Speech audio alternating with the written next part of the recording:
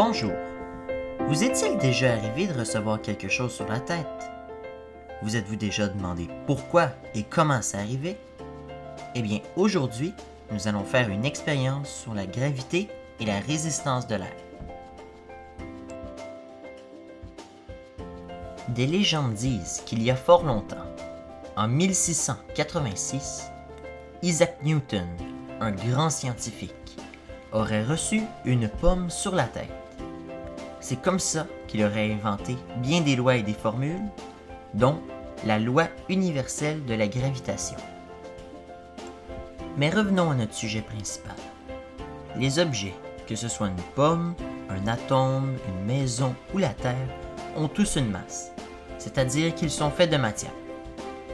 Tous les objets s'attirent entre eux. Quand l'objet est très petit, on ne voit pas l'attraction.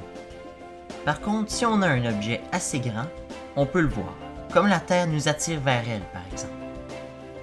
La force gravitationnelle est le nom qu'on donne à cette force qui nous attire. Plus un objet est gros, plus il attire les autres objets. La Lune possède une force gravitationnelle de 1,622 mètres par seconde carrée. La Terre, elle, possède une force gravitationnelle de 9,80 mètres par seconde carrée. Si je faisais tomber une roche sur la Lune, elle tomberait moins vite que sur la Terre. Si je fais tomber l'objet, il va tomber de plus en plus vite. Par contre, l'objet doit pousser l'air pour pouvoir tomber, ce qui le ralentit. On appelle ce phénomène la résistance de l'air. Bon, nous avons quelques bases en gravitation, alors nous sommes prêts à faire l'expérience.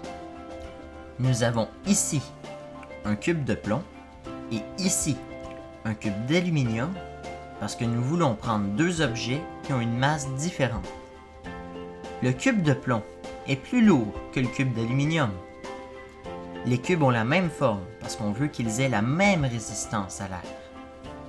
Alors maintenant, nous allons voir le cube de plomb qui tombe.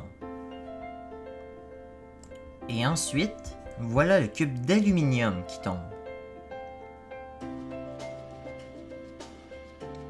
Alors, comme vous pouvez le voir, les deux cubes tombent en même temps. En résumé, la force gravitationnelle attire les deux cubes vers le bas à la même vitesse. La résistance de l'air pousse les deux cubes vers le haut et comme les deux cubes ont la même forme, la résistance de l'air agit de la même façon. Le résultat, les deux cubes tombent à la même vitesse. Et voilà, c'est ainsi que se termine notre expérience sur la gravité et la résistance de l'air. À bientôt!